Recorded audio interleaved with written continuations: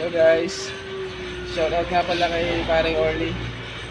Sa kanya ko po nakuha tong idea na to kung paano tanggalin yung crankshaft pulley ng Ford Ranger po. Wala po kasi tayong special tools na pantanggal dyan. So sinabi sa akin ni paring Orly na ito lang pala yung paraan para matanggal yung crankshaft pulley ng Ford. So ang ginawa ko guys, nag-improvise ako ng dinugtungan ko yung CV joint ng kotse. Tapos ilalagay ko siya dito guys. Meron po siyang thread sa dulo.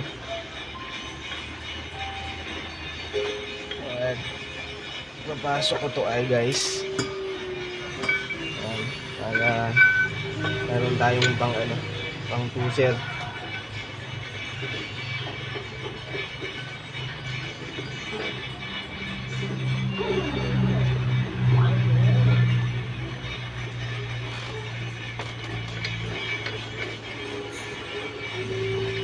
Subukan natin to guys kung nangyayari tong ginawa kong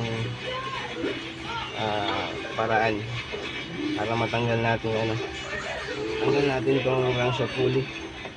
Wala kasi tayong special tools guys so ito na lang yung naisip naming paraan. So salamat nga pala kay paring Orly sa idea na binigay niya para matanggal natin tong crankshaft pulley guys.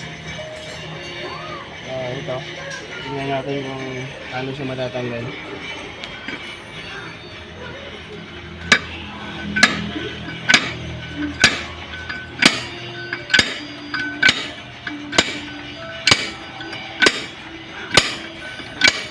Malapit na siya matanggal guys.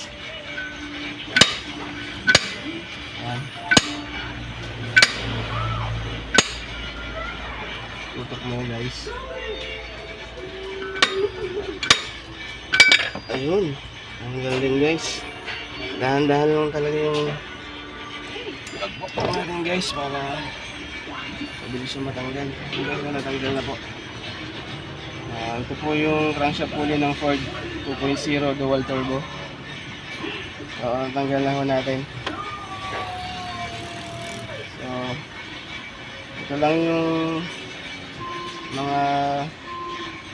isa sa mga paraan guys para matanggal natin itong crankshaft pulley. Alright,